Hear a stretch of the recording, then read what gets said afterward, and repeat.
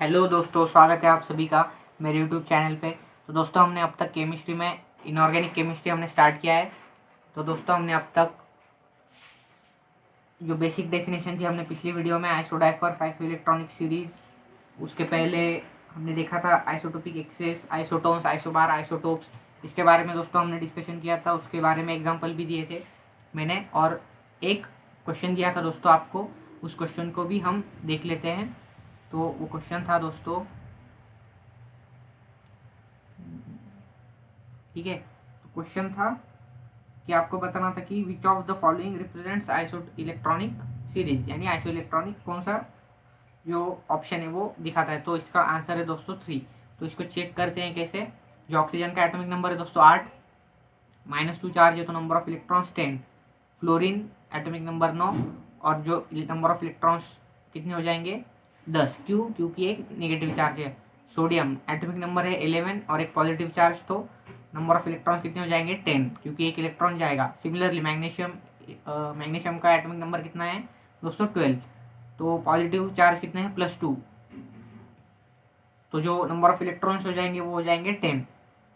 ठीक है। तो दोस्तों आइसो इलेक्ट्रॉनिक सीरीज किसे कहते हैं? जब नंबर ऑफ इलेक्ट्रॉन जो है वो सेम हो जाते हैं सभी जो गिवन सीरीज ऑफ एटम से, आयन से या फिर मॉलिक्यूल से। तो उम्मीद है दोस्तों आपको ये क्वेश्चन अच्छा लगा होगा। तो दोस्तों आज जो हम स्टार्ट करने वाले हैं, तो दोस्तों आज हम स्टार्ट करेंगे जो comparison of size in iso electronic series. तो जो आइसो इलेक्ट्रॉनिक सीरीज हमने देखी थी दोस्तों, उसमें जो एटम्स होंगे तो उनकी जो साइज है उसको कंपेयर करेंगे, अलग अलग जो एटम्स होंगे उनकी साइज को। तो सबसे पहले दोस्तों, सबसे पहले अब मैं आपके लिए एक सीरीज लिखता हूँ, वो आइसो इलेक्ट्रॉनिक सीरीज है।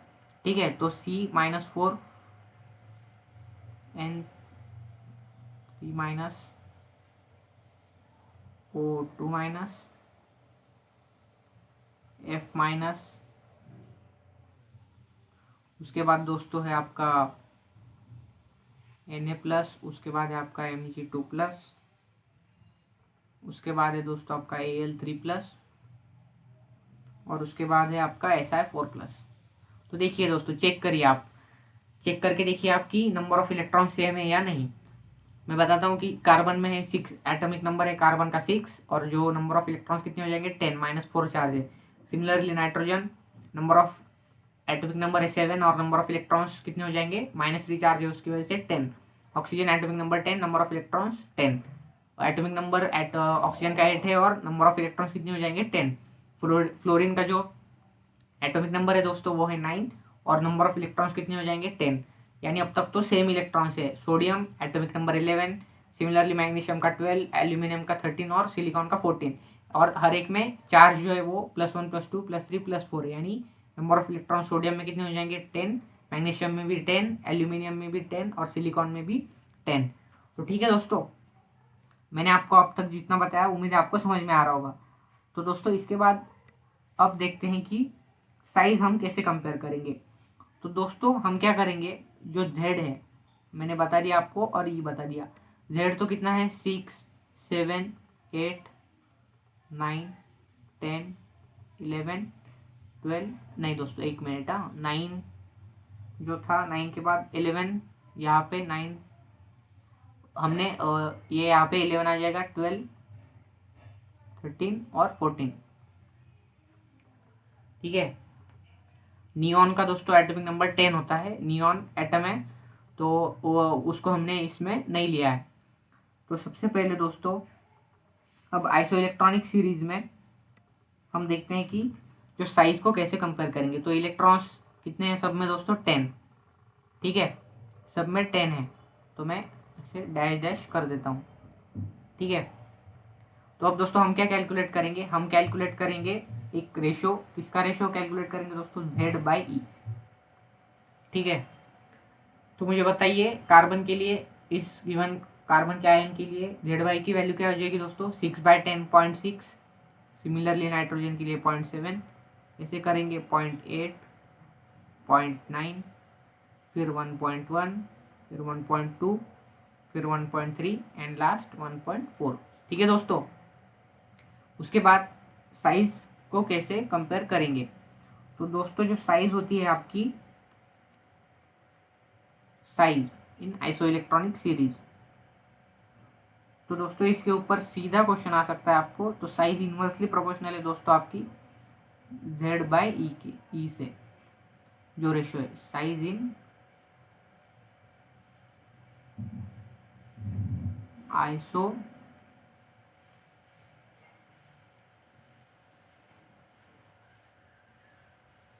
ठीक है दोस्तों।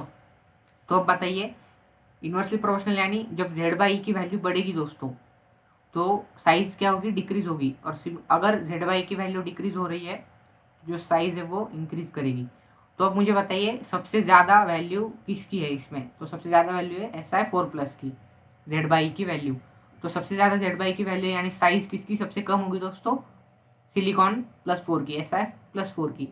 और सबसे हाईएस्ट सबसे बड़ी साइज किसकी होगी दोस्तों, जिसका जो Z बाई की वैल्यू कम होगी उसमें साइज उसकी ज़्यादा होगी सबसे। तो सबसे कम Z बाई की वैल्यू इसमें है C4- की। तो Z बाई का वैल्यू सबसे कम है तो साइज सबसे ज़्यादा किसका होगा, C4-। तो अगर हम कंपेयर करें तो साइज जो होगी दोस्तों हम कुछ ऐसे डिनोट करेंगे। सबसे ग्रेटर साइज किसकी होगी दोस्तों, वो होगी आपकी कार्बन C4- की, फिर N3-, फिर O2-, फिर F-, फिर Na+, फिर Mg2+, फिर Al3+, और लास्ट में Si4+। ठीक है दोस्तों।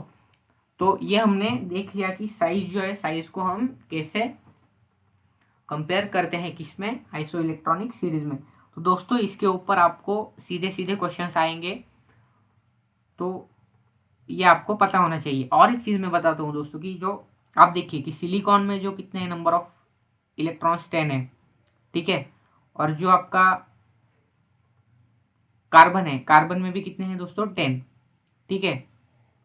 लेकिन मुझे बताइए आप, अभी जब इनिशियली सिलिकॉन में 14 इलेक्ट्रॉन्स थे और कार्बन में कितने इलेक्ट्रॉन्स थे, कि कार्बन में है 6 इलेक्ट्रॉन्स, ठीक है, एटॉमिक न्यूट्रल एटम के लिए। तो दोस्तों अब जो न्यूक्लियस है आपका, न्यूक्लियस फोर्स लगा रहा है स्टार्टिंग में 14 इलेक्ट्रॉन्स पे, और कार्बन के केस में इलेक्ट्रॉन्स कितने हैं 6। तो जो न्यूक्लियस है दोनों केस में वो पहले सिलिकॉन के केस में कितने इलेक्ट्रॉन्स के ऊपर फोर्स लगा रहा है 14, और कार्बन के केस में कितने 6 इलेक्ट्रॉन्स पर। लेकिन दोस्तों जो फोर्स होगा वो इक्वली, हम एज्यूम कर लेते हैं कि इक्वली डिस्ट्रीब्यूट हो जाएगा 14 इलेक्ट्रॉन्स में और इसमें 6 इलेक्ट्रॉन्स में। लेकिन जब आप नंबर ऑफ इलेक्ट्रॉन्स कम हो रहे हैं तो कितने हो गए बाद में इसमें 10। तो 10 हो गए तो जो फोर्स होगा हर एक इलेक्ट्रॉन पे लगने वाला तो वो बढ़ जाएगा क्योंकि नंबर ऑफ इलेक्ट्रॉन्स कम हो गए। लेकिन अगर इस केस में देखेंगे तो नंबर ऑफ इलेक्ट्रॉन्स बढ़ रहे हैं, नंबर ऑफ इलेक्ट्रॉन्स 10 हो गए तो हर एक इलेक्ट्रॉन पे जो लगने वाला फोर्स है वो दूर हो, मतलब एटम इलेक्ट्रॉन्स के नंबर बढ़ रहा है तो जो फोर्स लग रहा है वो पहले 6 इलेक्ट्रॉन्स पे लग रहा था, अब 10 इलेक्ट्रॉन्स पे लग रहा है तो जो फोर्स होगा वो कम लगेगा। तो इसकी वजह से क्या हो जाएगा दोस्तों, ज़्यादा फोर्स लगने की वजह से जो इलेक्ट्रॉन्स है वो सिलिकॉन के केस में न्यूक्लियस के पास आ जाएंगे, और कार्बन के केस में नंबर ऑफ इलेक्ट्रॉन्स बढ़ रहे हैं तो वो थोड़ा स्लाइटली दूर जाएंगे। तो इसकी वजह से जो साइज है वो सिलिकॉन के केस में कम निकल के आएगा और कार्बन में ज़्यादा निकल के आएगा। तो उम्मीद है दोस्तों आपको समझ में आया होगा कि जो साइज है वो कम सिलिकॉन के केस में क्यों है और कार्बन के केस में क्यों ज़्यादा है। तो उम्मीद है दोस्तों आपको ये एक मज़ेदार टॉपिक समझ में आया होगा। इसके ऊपर दोस्तों सीधे सीधे क्वेश्चंस आते हैं, ठीक है, तो आपको ये पता होना चाहिए। तो दोस्तों इसके बाद कुछ बेसिक इन्फॉर्मेशन देखेंगे आज, ठीक है।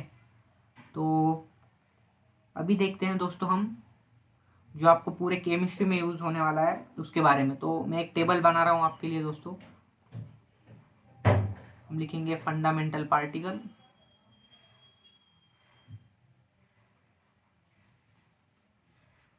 उसके बाद लिखेंगे चार्ज, फिर लिखेंगे मास, और लास्ट में क्या लिखेंगे, पोजीशन इन एटम।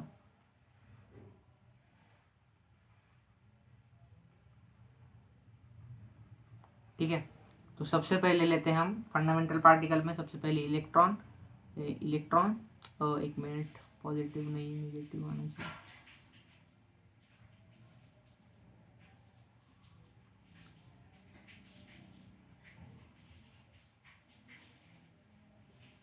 ठीक है दोस्तों, इलेक्ट्रॉन, फिर लेंगे दोस्तों हम प्रोटॉन, और लास्ट में आपका न्यूट्रॉन। तो आपको ये पता होना चाहिए। सबसे पहले मैं बता देता हूँ कि जो चार्ज इलेक्ट्रॉन पे वो है 1.6 इंटू 10⁻⁹ कूलम। ठीक है। प्रोटॉन के केस में भी कितना होगा फिर, सेम मैग्नीट्यूड, लेकिन जो मैग्नीट्यूड सेम होगा लेकिन जो साइन है वो अपोजिट होगा, क्योंकि जो न्यूट्रल एटम है उसमें चार्ज, हमने देखा था कि चार्ज जो होता है वो जीरो होता है। क्यों जीरो होगा, कब जीरो होगा, जब number of protons equal to number of electrons है। लेकिन जो उनके चार्जेस होंगे उनका मैग्नीट्यूड सेम होना चाहिए, और जब उनका साइन है वो अपोजिट होगा, तभी तो वो एक दूसरे को कैंसिल कर देंगे। इसलिए न्यूट्रल एटम में जो चार्ज होता है वो जीरो होता है। और दोस्तों जो आपका न्यूट्रॉन है, न्यूट्रॉन में चार्ज होता है जीरो, क्योंकि न्यूट्रॉन जो है वो न्यूट्रल होता है। अब जो दूसरी प्रॉपर्टी है दोस्तों उसको देखेंगे कि मास। तो मास है 9.1 इंटू 10⁻31 kg। वही अगर प्रोटॉन के केस में देखेंगे दोस्तों, तो प्रोटॉन के केस में मास है ज़्यादा, 1.67 इंटू 10⁻27 kg। और जो न्यूट्रॉन है दोस्तों उसके केस में आपका 1.672 इंटू 10⁻⁻27 kg। तो देखिए दोस्तों न्यूट्रॉन का मास एकदम स्लाइटली प्रोटॉन के मास से ज़्यादा है। तो अब देखेंगे कि पोजीशन इन एटम। तो जो इलेक्ट्रॉन होता है वो दोस्तों वो रिवॉल्व करता है, रिवॉल्व अराउंड न्यूक्लियस।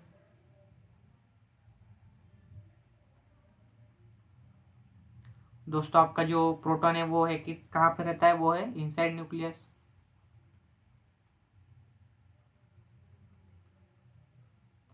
और दोस्तों जो न्यूट्रॉन है वो भी कहाँ पे रहता है, वो भी है इनसाइड न्यूक्लियस।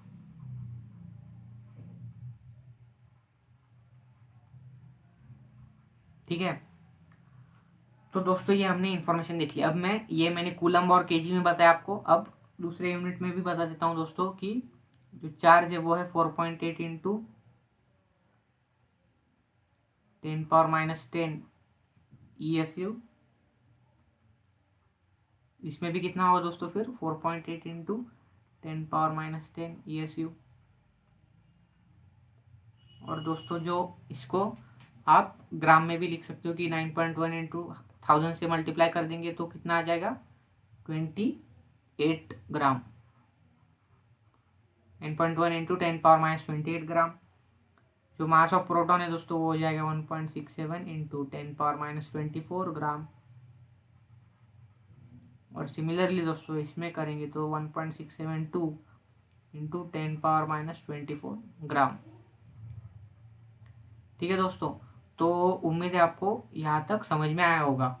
तो दोस्तों हमने क्या क्या देखा आज अब तक। बेसिकली हमने देखा कि जो फंडामेंटल पार्टिकल्स है दोस्तों एटम के, उसके बारे में हमने इंफॉर्मेशन देखी कि उनके ऊपर चार्ज कितना रहता है, उनका मास कितना है दोनों यूनिट्स में, ग्राम में, केजी में, और ये चार्ज भी देखा दोस्तों, और उनकी पोजीशन इन एटम भी देख ली दोस्तों। तो दोस्तों ये जो इन्फॉर्मेशन है ये गिवन नहीं हो सकती कभी कभी आपके क्वेश्चन में, तो आपको पता होना चाहिए। गिवन होगी लेकिन अगर नहीं गिवन है तो आपको ये वैल्यूज पता होनी चाहिए। तो उम्मीद है दोस्तों आपको ये वीडियो अच्छा लगा होगा। हमने कुछ बेसिक कंसेप्ट हमने इस टॉपिक में हमने कवर किया है दोस्तों। और एक दो चीज़ें जो है उनको अभी हम देख लेते हैं। अब मैंने आपको बोला कि जो मास ऑफ न्यूट्रॉन है दोस्तों वो स्लाइटली ग्रेटर है। इसको अगर लिखे मास ऑफ न्यूट्रॉन जो है वो ग्रेटर देन और इक्वल टू स्लाइटली किसके, मास ऑफ प्रोटॉन से, और मास ऑफ प्रोटॉन और मास ऑफ न्यूट्रॉन दोनों का किससे बड़े हैं, मास ऑफ इलेक्ट्रॉन से। तो ये हमने क्या देखा दोस्तों, ऑर्डर ऑफ मास। ठीक है दोस्तों, इसके ऊपर भी आपको सीधा सीधा क्वेश्चन मिलेगा। तो हमने देखा कि जो मास ऑफ न्यूट्रॉन है वो मास ऑफ प्रोटॉन से ज़्यादा है, और mass of proton mass of electron से ज़्यादा है, और मास ऑफ न्यूट्रॉन और मास ऑफ प्रोटॉन दोनों मास ऑफ इलेक्ट्रॉन से ज़्यादा है। देखिए दोस्तों मास ऑफ न्यूट्रॉन थोड़ा एकदम स्लाइटली मास ऑफ प्रोटॉन से ज़्यादा है, लेकिन कैलकुलेशन पर्पज़ के लिए कैलकुलेशन पर्पज़ के लिए हम उनका जो मास है प्रोटॉन का और न्यूट्रॉन का वो सेम मास कंसिडर करते हैं, ठीक है। तो उसके बाद एक रेशो में आपको बताता हूँ कि जो mp/me है, यानी mass of proton by mass of electron. तो दोस्तों आप जो वैल्यूज है मैंने आपको गिवन है उसको अगर आप इसमें डालेंगे तो वो वैल्यूज डालने के बाद जो आपको रेशो मिलता है वो आता है 1 बाय ये वैल्यू आती है 1837/1। और इसको अगर लिखेंगे कि mass of electron by mass of proton तो ये वैल्यू आ जाएगी 1/1837। ठीक है दोस्तों, मतलब इसका मतलब क्या है कि जो मास ऑफ इलेक्ट्रॉन है दोस्तों या फिर मास ऑफ प्रोटॉन जो है आपका, mass of proton 1837 times mass of electron से ज़्यादा है। तो ये रेशियो भी आपको कभी कभी यूज़ हो सकता है। तो उम्मीद है दोस्तों आपको ये वीडियो अच्छा लगा होगा। तो आज के लिए हम बस इतना ही। तो उम्मीद है आपको मज़ा आया होगा। तो इसके अगले वीडियो में हम और नए जो टॉपिक है उसको डिस्कस करेंगे। उम्मीद है दोस्तों आपको ये वीडियो अच्छे लग रहे होंगे। अगर आपने चैनल को सब्सक्राइब नहीं किया है तो ज़रूर सब्सक्राइब कीजिएगा, क्योंकि ये वीडियोज़ आपको काफ़ी हेल्पफुल रहने वाले हैं और बहुत आपको मज़ा आएगा। तो दोस्तों आज के लिए बस इतना ही। Thank you, goodbye and have a nice day. हंसते रहिए, मुस्कुराते रहिए।